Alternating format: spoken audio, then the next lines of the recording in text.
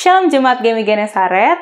Pagi ini Allah kembali memanggil setiap kita untuk datang beribadah kepadanya melalui ibadah online Minggu 24 Januari 2021. Meskipun kita beribadah dari rumah masing-masing, tapi kita mau terus percaya bahwa Roh Allah hadir di tengah-tengah kita. Dan Roh Allah juga yang akan mempersatukan hati setiap kita, anak-anaknya yang dengan rindu datang memuji dan menyembah kepadanya. Hanya dekat Allah saja aku tenang, daripadanyalah keselamatanku. Hanya dialah gunung batuku dan keselamatanku, kota bentengku, aku tidak akan goyah. Mari bersama kita mau mempersiapkan hati kita untuk beribadah. Mari kita bersaat teduh.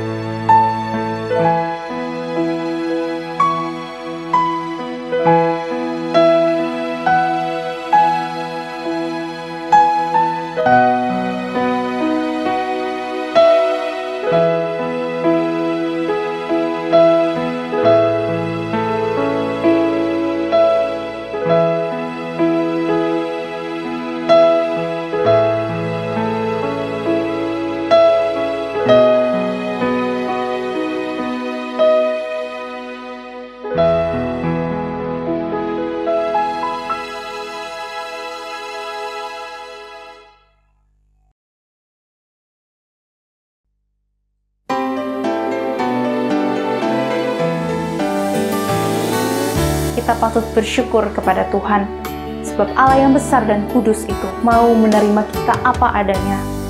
Tidak ada satupun dosa atau isi hati kita yang tersembunyi daripadanya, namun Dia tetap mengizinkan kita untuk datang ke hadirat-Nya, di mana itu adalah tempat terbaik untuk kita, yang di dalamnya ada sukacita, ada damai sejahtera. Seperti rusa yang haus rindu aliran sungainya, mari kita mau datang kepada Allah dengan hati yang rindu. Mari bersama kita nyanyikan. Seperti rusa yang haus, rindu aliran sungaimu.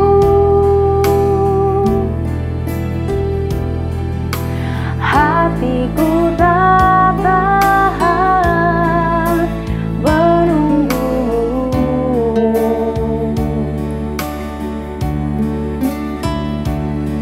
Bagai padang gersang menanti datangnya hujan, begitupun jiwaku, Tuhan, hanya Engkau, hanya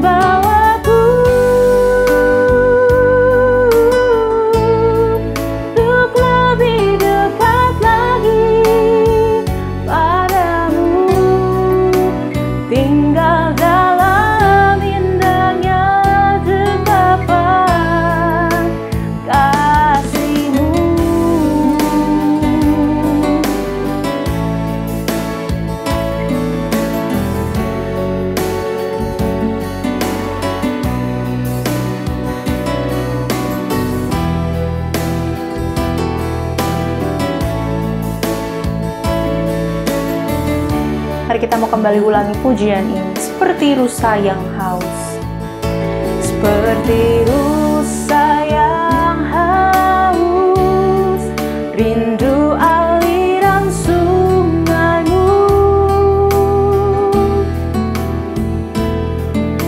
Hatiku tak tahan menunggumu,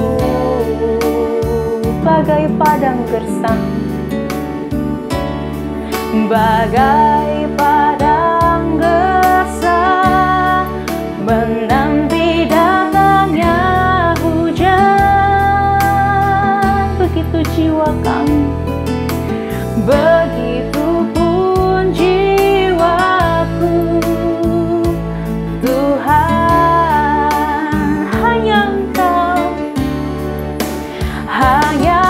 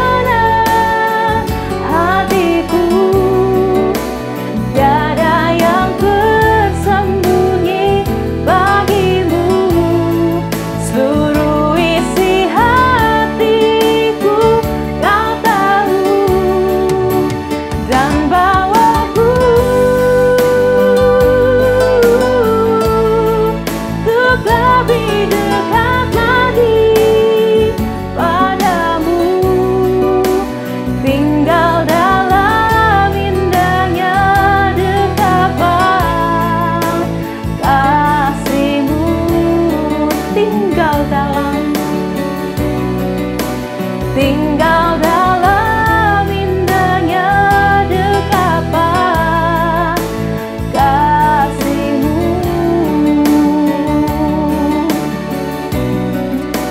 tinggal dalam indahnya dekapan kasih-Mu.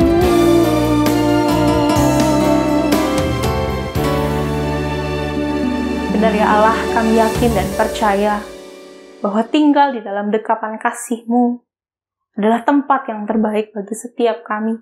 Dan kami rindu, kami ingin selalu tinggal di dalam hadirat-Mu. Dan Tuhan, hari ini kami datang dengan hati yang penuh dengan rasa syukur. Kami datang dengan hati yang rindu untuk datang beribadah, bersekutu dengan saudara seiman kami, memuji dan menaikkan penyembahan kami kepada Engkau, Allah yang begitu mengasihi kami, Allah yang tidak pernah sekalipun meninggalkan kami. Tuhan, kami menyadari Tuhan, kami adalah orang-orang yang penuh dengan keterbatasan. Kami adalah orang-orang yang penuh dengan dosa dan celah. Kami melakukan hal-hal yang tidak menyenangkan hati Tuhan. Ampuni kami ya Allah. Tolong kami meninggalkan dosa-dosa kami, sehingga kami boleh datang dengan berkenan menghadap tahta Allah yang kudus. Terima kasih ya Tuhan, kami sungguh menyerahkan ibadah ini ke dalam tangan-Mu dari awal hingga akhirnya. Tuhan yang memimpin, Tuhan yang menolong setiap kami, biar setiap pujian yang kami naikkan boleh menyenangkan hati Tuhan. Juga firman Tuhan yang hari ini akan disampaikan, khotbah yang akan disampaikan oleh hamba-Mu, biar kiranya itu juga boleh bertumbuh, berbuah dalam kehidupan kami, boleh kami lakukan dalam kehidupan kami sehari-hari. Terima kasih ya Tuhan, kami menyerahkan ibadah ini dari awal hingga akhirnya ke dalam tangan-Mu saja. Hanya di dalam nama Yesus kami sudah berdoa dan mengucap syukur. Amin.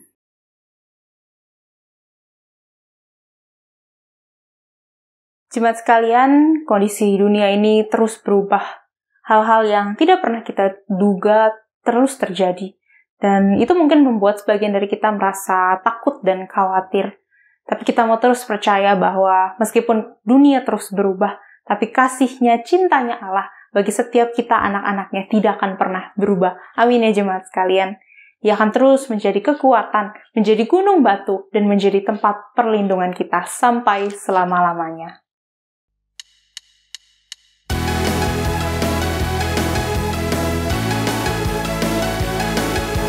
Mari kita bangkit berdiri, bersama kita nyanyikan pujian Hatiku Percaya. Tuhanlah kekuatan dan mazmurku, Dia gunung batu dan keselamatanku. Hanya padamu hatiku percaya, Kaulah menara dan kota perlindungan. Ku mau selalu bersyukur, sebab cintamu padaku takkan pernah berubah.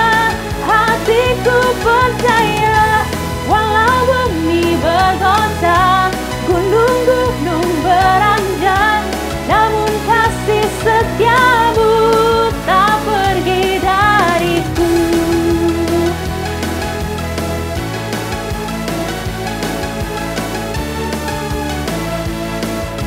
Mari kembali kita nyanyikan pujian. Tuhanlah kekuatan dan masmurku, Dia gunung batu dan keselamatanku. Hanya padamu hatiku percaya, Kaulah menara dan kota perlindungan. Ku mau bersyukur, ku mau selalu bersyukur, sebab cintamu padaku takkan pernah berubah. Hatiku percaya, walau bumi bergoncang, gunung-gunung beranjak, namun kasih setiamu tak pergi dariku.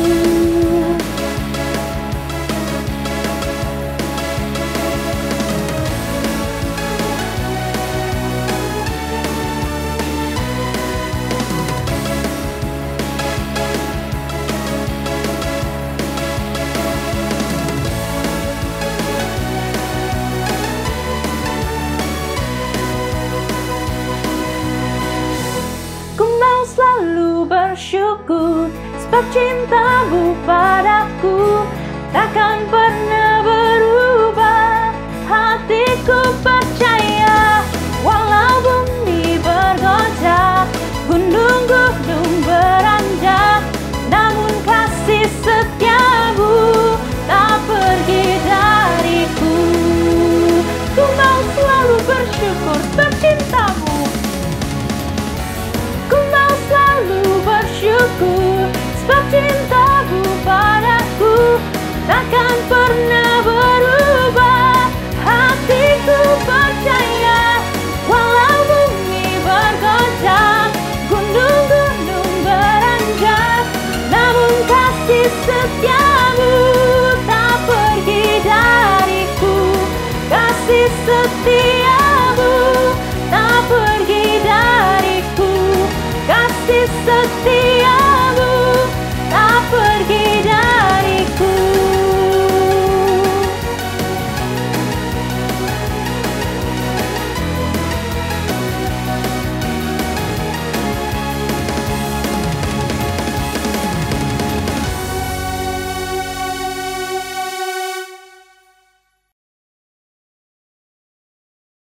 Jemaat sekalian, mari tetap bangkit berdiri. Dengan umat dari segala abad dan tempat, mari kita bersama mengakui iman percaya kita melalui pengakuan iman rasuli. Aku percaya kepada Allah, Bapa yang Maha Kuasa, Khalik langit dan bumi, dan kepada Yesus Kristus, Anaknya yang tunggal, Tuhan kita, yang dikandung daripada Roh Kudus, lahir dari anak darah Maria, yang menderita sengsara di bawah pemerintahan Pontius Pilatus, disalibkan, mati, dan dikuburkan. Pada hari yang ketiga, bangkit pula dari antara orang mati, naik ke surga, duduk di sebelah kanan Allah Bapa yang Maha Kuasa, dan dari sana Ia akan datang untuk menghakimi orang yang hidup dan yang mati. Aku percaya kepada Roh Kudus, gereja yang kudus dan am, persekutuan orang kudus, pengampunan dosa, kebangkitan daging, dan hidup yang kekal. Amin. Jemaat dipersilakan duduk.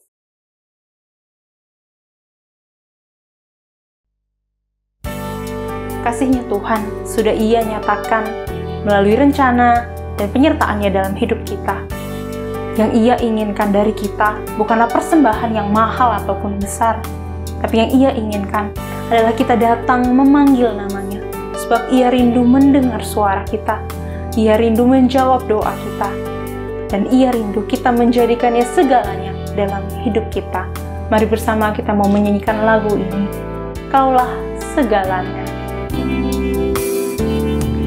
Kau Bapa yang mengasihiku, kuasa-Mu memulihkanku, hati yang baru Kau berikan, untukku dapat melihat rencana-Mu indah bagiku. Kau ada di setiap jalanku, hatiku haus dan lapar akan Engkau. Kaulah segalanya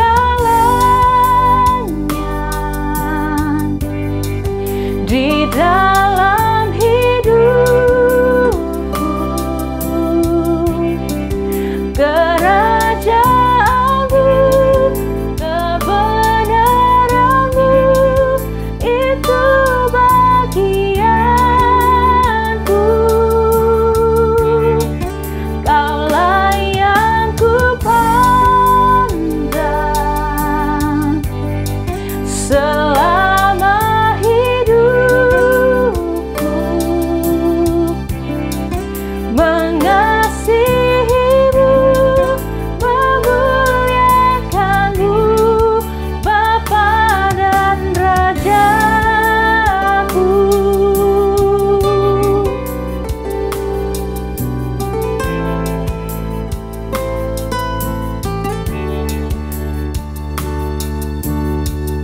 Mari kita nyanyikan kembali. Kau Bapa yang mengasihiku, kuasa-Mu memulihkanku, hati yang baru Kau berikan, untukku dapat melihat rencana-Mu indah bagiku. Kau ada di setiap jalanku, hatiku haus dan lapar akan Engkau. Kaulah segalanya di dalam hidup kami, di dalam hidupku, kerajaan-Mu, kebenaran-Mu, itu bagianku. Kaulah yang kupandang selama hidupku, selama hidupku, kasihi-Mu, memuliakan-Mu, Bapa dan Rajaku.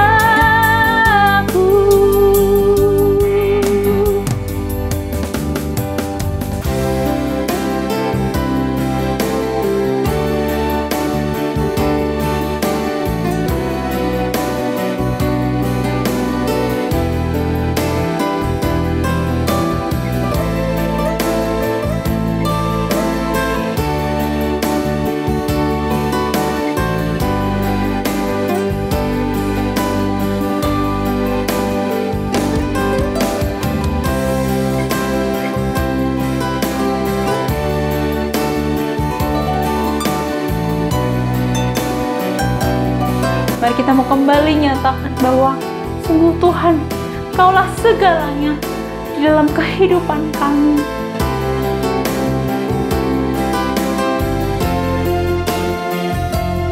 Kaulah segalanya, Kaulah segalanya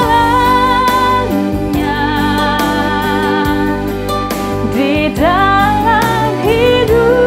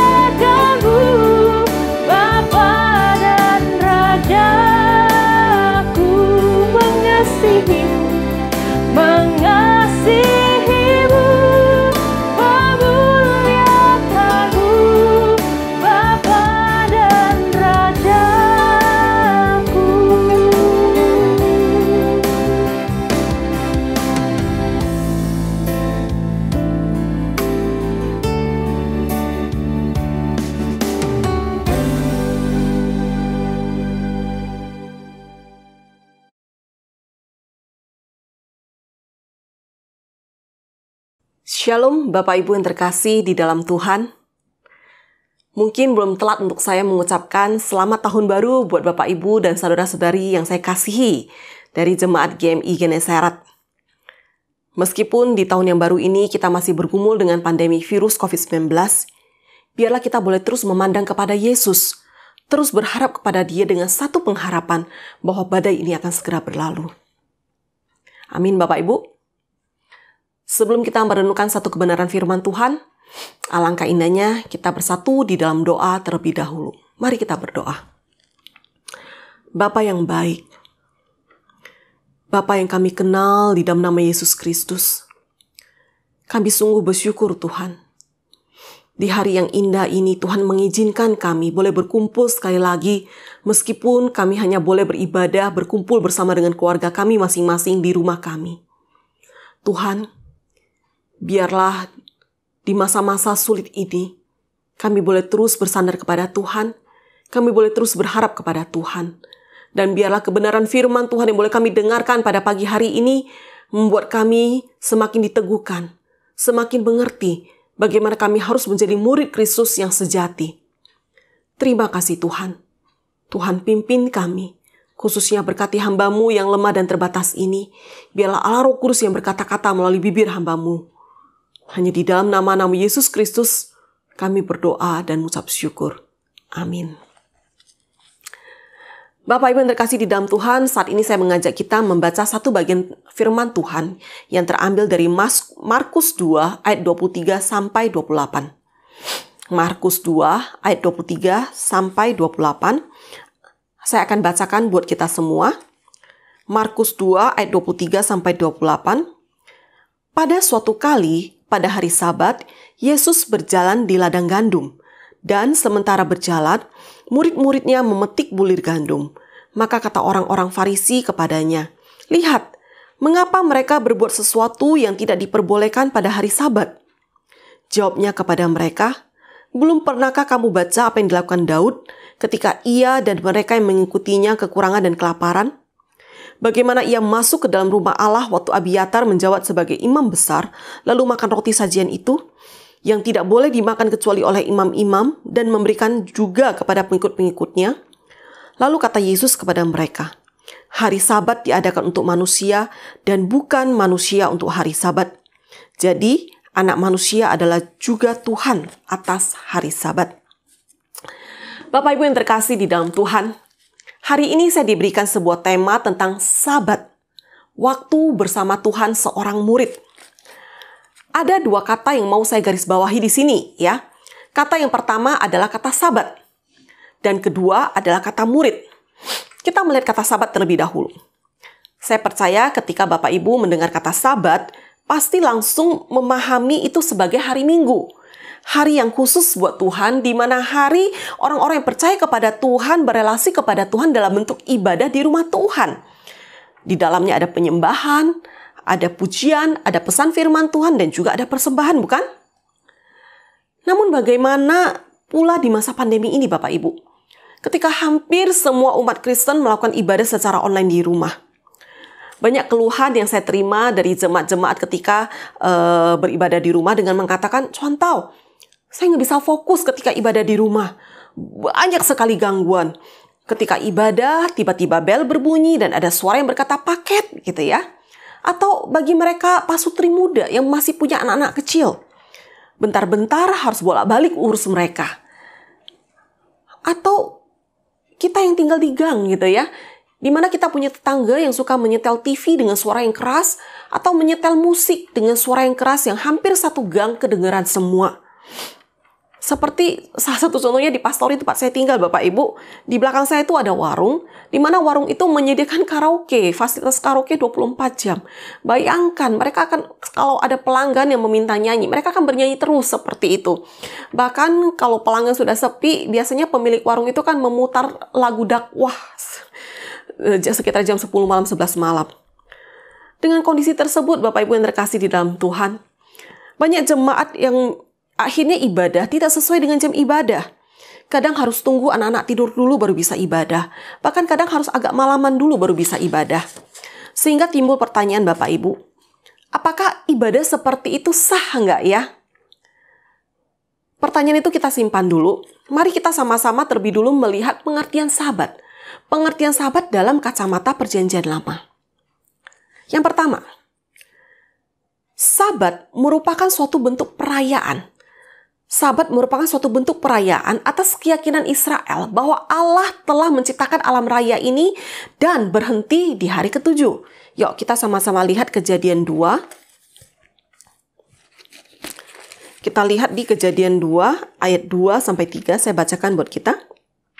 Ketika Allah pada hari ke-7 telah menyelesaikan pekerjaan yang dibuatnya itu, berhentilah ia pada hari ke-7 dari segala pekerjaan yang telah dibuatnya itu. Jadi kita lihat, di hari Sabat, bangsa Israel bukan saja berhenti bekerja Bapak Ibu. Mereka bukan saja mengikuti teladan Allah, berhenti di hari ke-7. Tetapi di hari ke-7 itu mereka mengkhususkan diri untuk menghormati Allah. Yang kedua, pengertian Sabat menurut kacamata Perjanjian Lama. Kita lihat di Ulangan 5. Ulangan 5 ayat 12-15. Saya bacakan buat kita semua. Tetapi tetaplah ingat dan kuduskanlah hari Sabat, seperti yang diperintahkan kepadamu oleh Tuhan Allahmu. 6 hari lamanya engkau akan bekerja dan melakukan segala pekerjaanmu. Tetapi hari ke-7 adalah hari Sabat Tuhan Allahmu, maka jangan melakukan sesuatu pekerjaan, engkau atau anakmu laki-laki, atau anakmu perempuan, atau hambamu laki-laki, atau hambamu perempuan, atau lembumu, atau keledaimu, atau hewanmu yang manapun, atau orang asing yang di tempat kediamanmu, supaya hambamu laki-laki dan hambamu perempuan berhenti seperti engkau juga. Sebab haruslah kau ingat bahwa engkau pun dahulu budak di tanah Mesir dan engkau dibawa keluar dari sana oleh Tuhan Allahmu dengan tangan yang kuat dan lengan yang teracung. Itulah sebabnya Tuhan Allahmu memerintahkan engkau merayakan hari Sabat.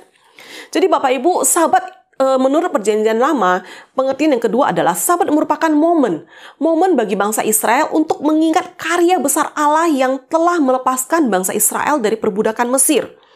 Sabat adalah saat di mana bangsa Israel mensyukuri kebaikan Allah, mensyukuri kedahsyatan Allah yang telah memimpin mereka keluar dari negara Mesir.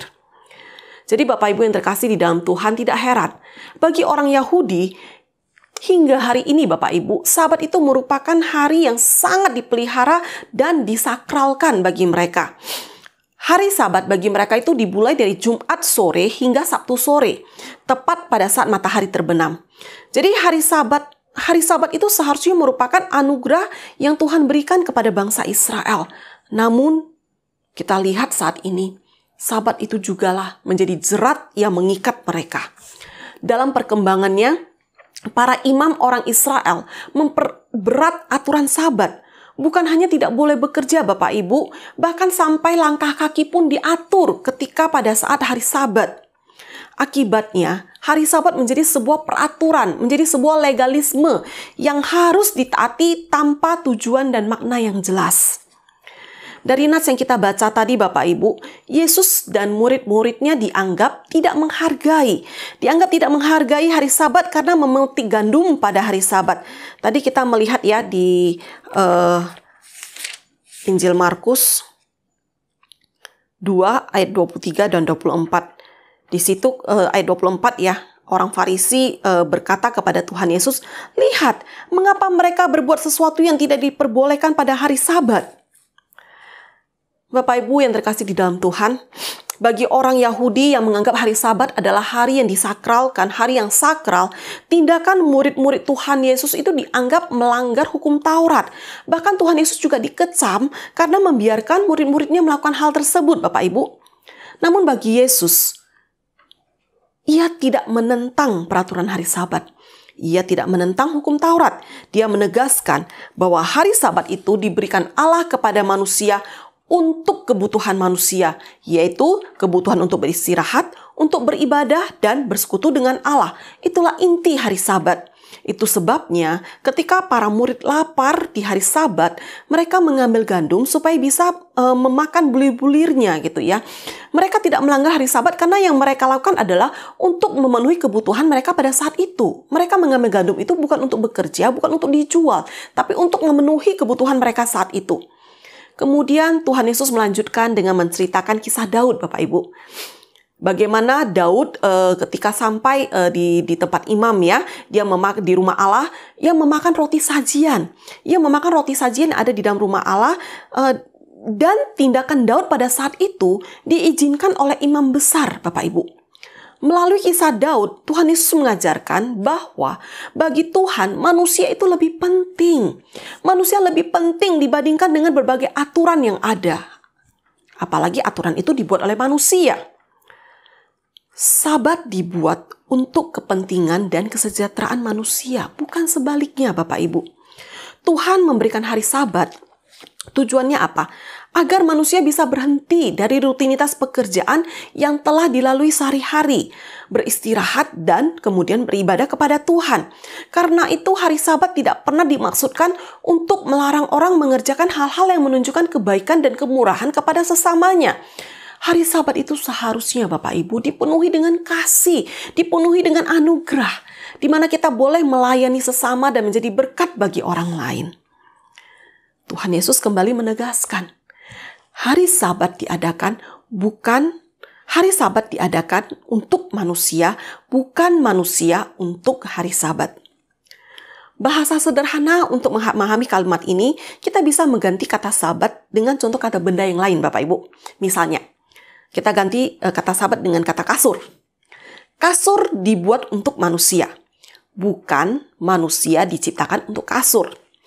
Kasur dibuat untuk manusia, itu berarti kasur menjadi salah satu bagian untuk memenuhi kebutuhan manusia, yaitu beristirahat.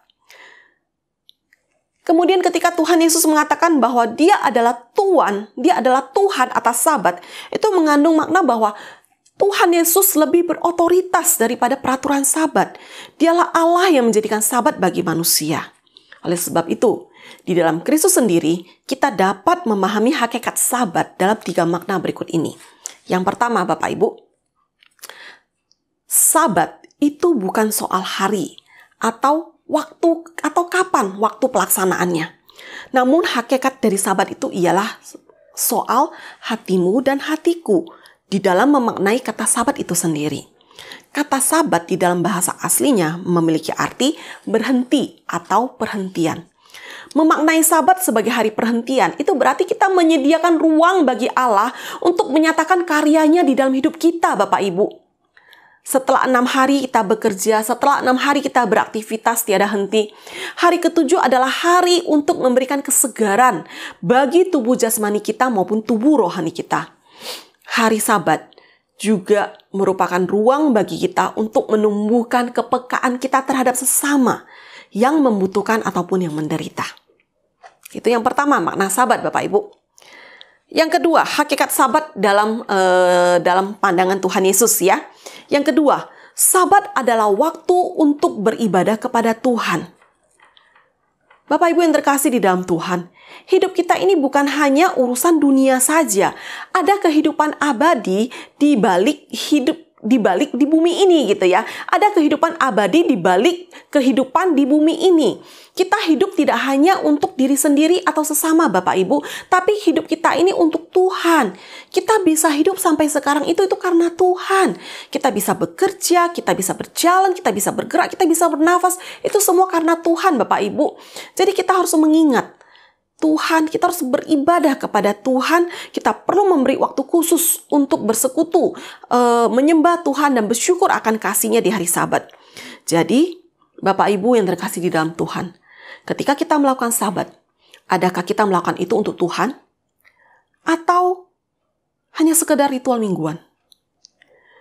Ketika kita melakukan Sabat, apakah itu merupakan kerinduan kita untuk berelasi dengan Tuhan?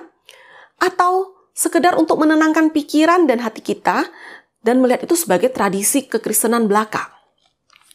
Oleh sebab itu Bapak Ibu yang terkasih di dalam Tuhan, ketika Sabat tiba, persiapkanlah dirimu. Carilah waktu yang terbaik di mana kita bisa fokus untuk berelasi dengan Tuhan melalui ibadah minggu. Seorang penulis buku Kristen yang berjudul Not a Fan ya. Bukan seorang penggemar gitu ya. Seorang penulis buku Kristen dengan judul Not a Fan, Bapak Ibu boleh mencarinya. Penulis buku ini bernama Kyle Alderman.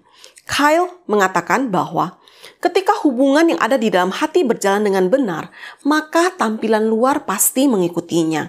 Artinya, jika kita memiliki relasi yang intim dengan Tuhan, maka apapun yang kita lakukan pasti ingin selalu menyenangkan hati Tuhan, bukan? Salah satunya adalah mempersiapkan yang terbaik ketika kita melakukan hari Sabat, ketika kita menjalani Sabat itu sendiri. Yang ketiga, Bapak Ibu, makna hakikat Sabat. Hakikat dari Sabat itu menurut menurut Tuhan Yesus, yang ketiga adalah Sabat itu berarti kehidupan kekal bersama dengan Tuhan. Tadi kita sudah membahas kata Sabat dalam bahasa aslinya sebenarnya memiliki arti perhentian atau berhenti dari sesuatu. Namun selama kita masih di bumi, kita nggak pernah berhenti yang namanya dari pekerjaan, dari tugas ya Bapak Ibu. Bahkan juga dari aktivitas pelayanan kita. Jadi kapan kita berhenti? Perhentian itu terjadi saat kita kembali kepada Tuhan. Dan perhentian total akan terjadi bagi seluruh dunia ketika Tuhan Yesus datang untuk yang kedua kalinya. Di dalam Ibrani 4 ayat 10 berkata seperti ini. Sebab barang siapa telah masuk ke tempat perhentiannya, ia sendiri telah berhenti dari segala pekerjaannya. Sama seperti Allah berhenti dari pekerjaannya. Ayat ini berbicara tentang makna Sabat yang sesungguhnya Bapak Ibu. Yakni tentang keselamatan kekal yang kita terima di dalam Yesus Kristus yang membuat kita mengalami perhentian kekal bersama dengan Dia. Sebuah perhentian yang damai, sebuah perhentian yang penuh bahagia bersama dengan Tuhan di sorga nanti.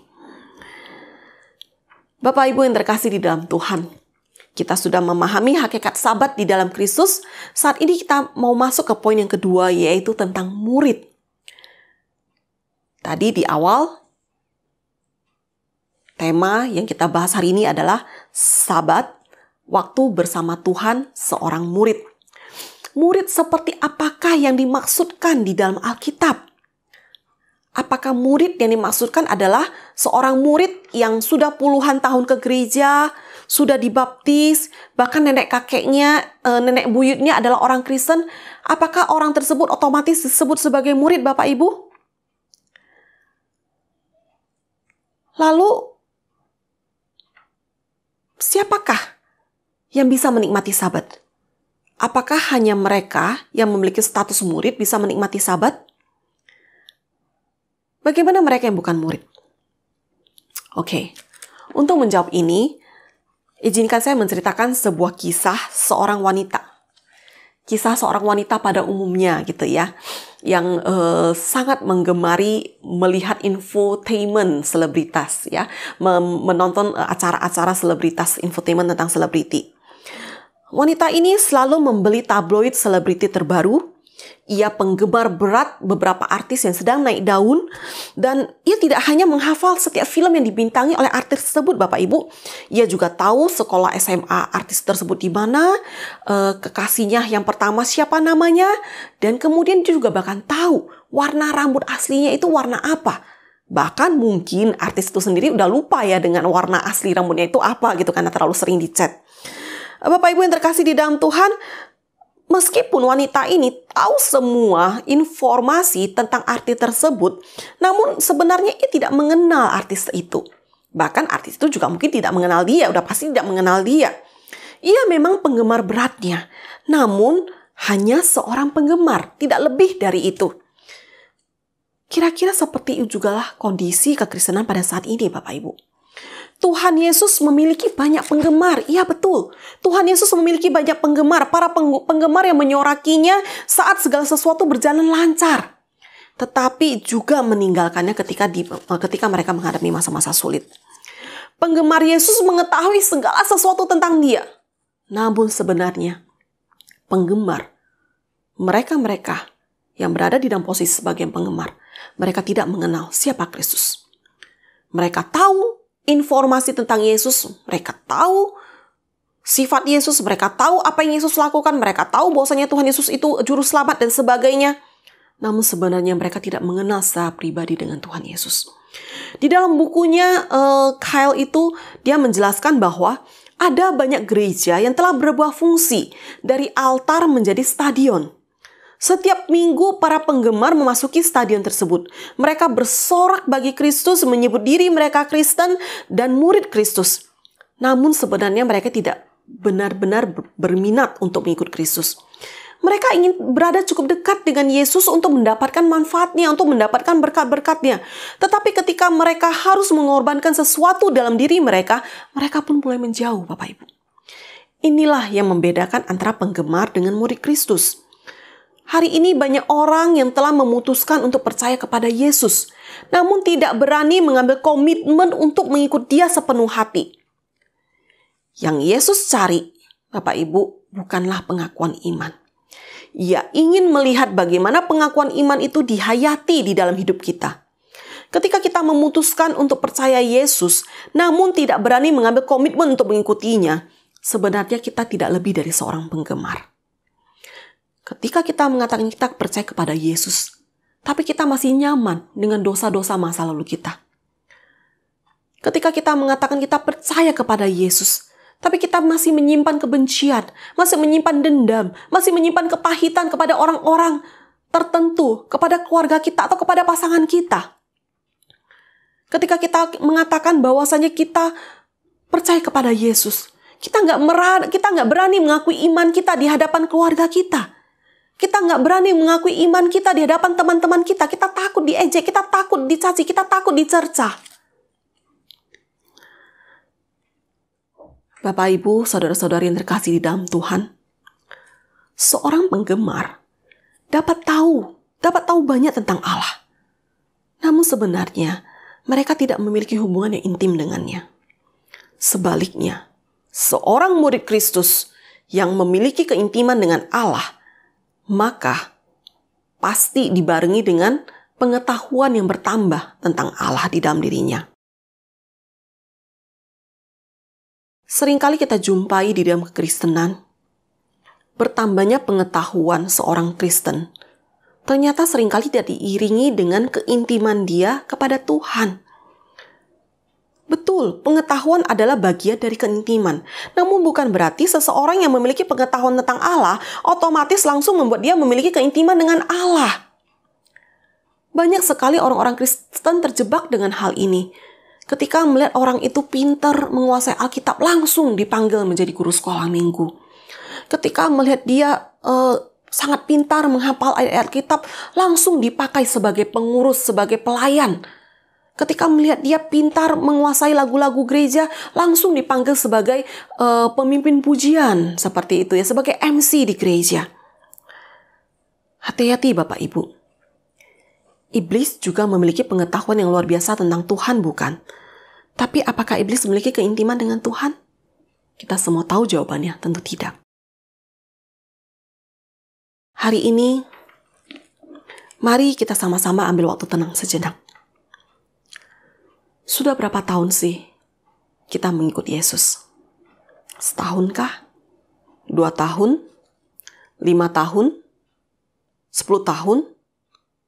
Atau mungkin waktunya seumuran dengan usia kita? Karena dari bayi kita sudah diserahkan gitu ya, kita sudah dibaptis menjadi orang Kristen. Namun yang jadi pertanyaan adalah, selama ini apakah kita sudah menjadi murid Kristus? Atau jangan-jangan selama ini kita hanya penggemar Yesus saja? Kita hanya penonton saja? Untuk merenungkan hal ini, yuk coba kita lihat diri kita masing-masing. Seberapa besar harga yang sudah kita bayar selama kita mengikut Kristus? Seberapa dalam relasi yang kita bangun setiap hari bersama dengan Tuhan? Apakah kita masih baca Alkitab? Atau Alkitab hanya kita buka di hari Minggu saja? Seberapa sering kita berkomunikasi dengan Tuhan melalui doa dan pembacaan firman Tuhan setiap hari? Atau malah sudah lama kita nggak berdoa? Bapak Ibu yang terkasih, hari ini kita berbicara tentang Sabat. Baik penggemar maupun murid Yesus sama-sama bisa menjalani Sabat loh. Meskipun mereka hanya penggemar, ataupun mereka adalah murid Kristus, mereka bisa menjalani Sabat. Namun Bapak Ibu, hanya murid Kristus yang sejatilah yang bisa menikmati Sabat itu di dalam hidup mereka. Hanya murid Kristus yang sejatilah yang bisa menikmati hadirat Tuhan, merasakan kehadiran Tuhan, mengalami kepuasan di dalam Tuhan ketika melakukan Sabat setiap hari Minggu.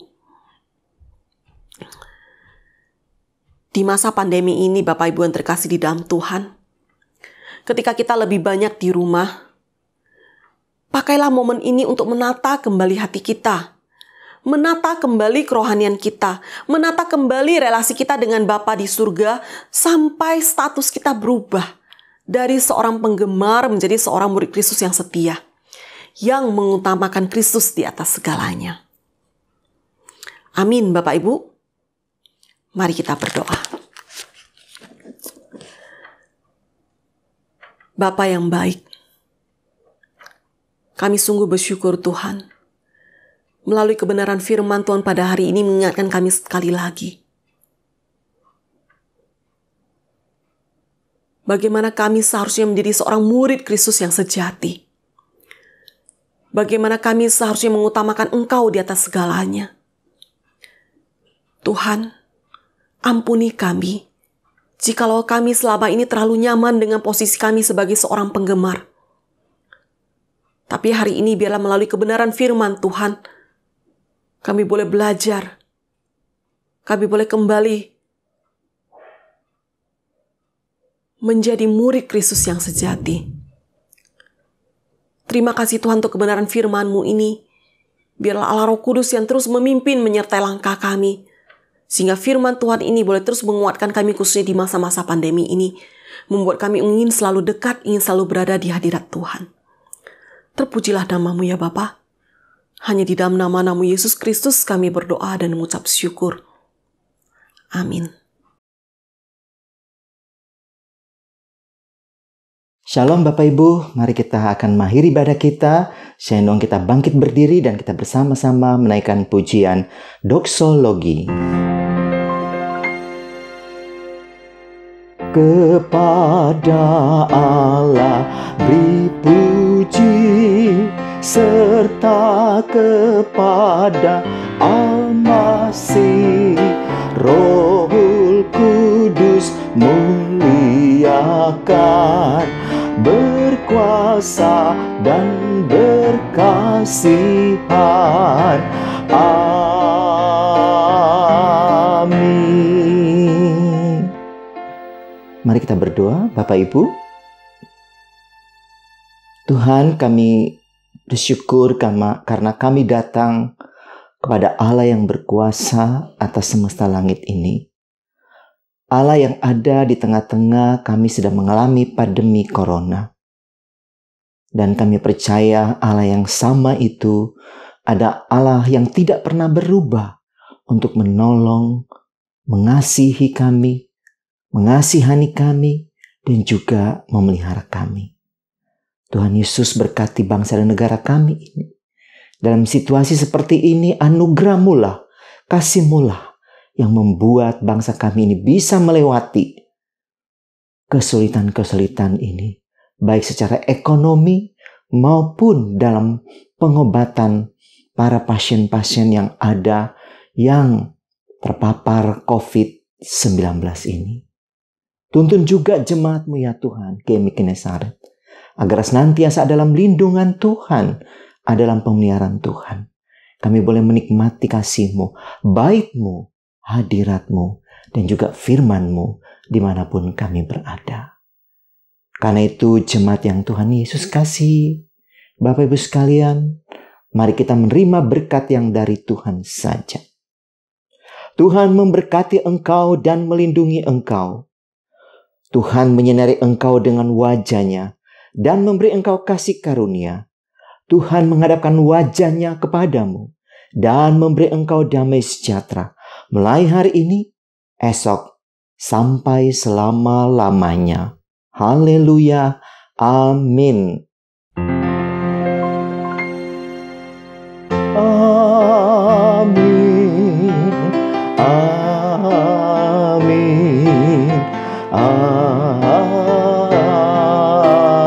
Amin. Bapak Ibu silakan duduk dan mari kita mengambil waktu teduh secara pribadi.